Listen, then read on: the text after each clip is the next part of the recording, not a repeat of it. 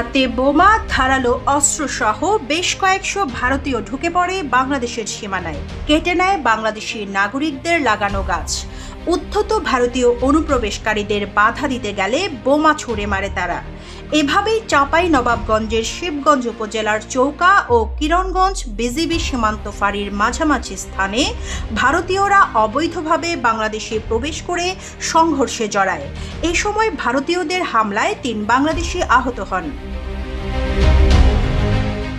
সীমান্ত এলাকার বাসিন্দা ও বিজিবি সূত্রে জানা যায়, শনিবার দুপুর 12:30টার দিকে একদল ভারতীয় এসে বাংলাদেশের ভেতরের বেশ কিছু আম গাছ কেটে দেন। বাংলাদেশিরা এ সময় বাধা দিতে গেলে দুই পক্ষের মধ্যে পাল্টাপাল্টি ধাওয়া শুরু হয়।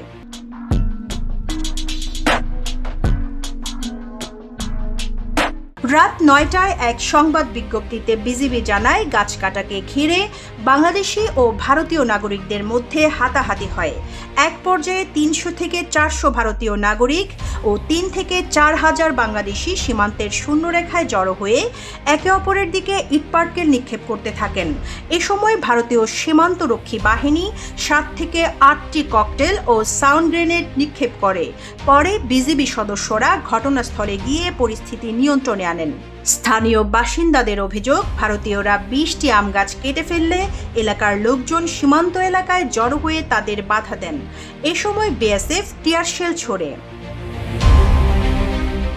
স্থানীয় সূত্র জানায়, ভারতীয়দের হামলায় আহত হয়েছেন সীমান্ত এলাকার বাসিন্দা ফারুক, মোহাম্মদ সুজন ও রনি।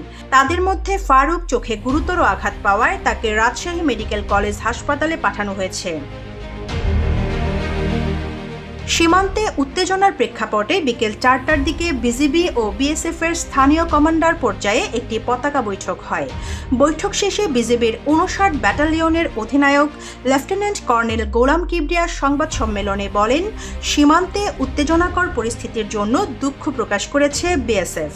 পাশাপাশি গাছ কাটার বিষয়ে ব্যবস্থা নেওয়ার কথা জানিয়েছে বিএসএফ। তিনি বলেন, কেউ যাতে শূন্য রেখায় অতিক্রম না করে সেজন্য তৎপর রয়েছে বিজিবি।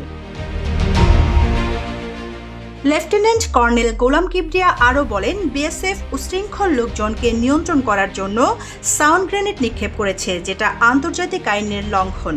এ ব্যাপারে বিজিবির মহাপরিচালককে তারা বিস্তারিত বর্ণনা করেছেন। তিনি আশা করছেন বিজিবি ও বিএসএফ এর উচ্চ পর্যায়ে এ ব্যাপারে কথা হবে।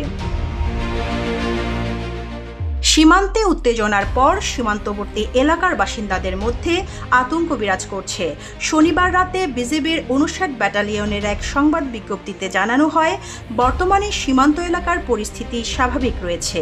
যে কোনো ধরনের পরিস্থিতি নিয়ন্ত্রণে সতর্ক অবস্থানে রয়েছে বিজিবি। এর আগে চৌকা সীমান্তের ওপর বিএসএফ এর কাঁটাতারের বেড়া নির্মাণ করতে গেলে বিজিবি বাধা দেয়।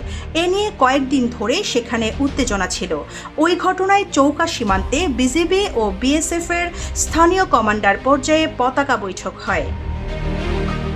Rizwana Rinti, news desk, Ittefaq.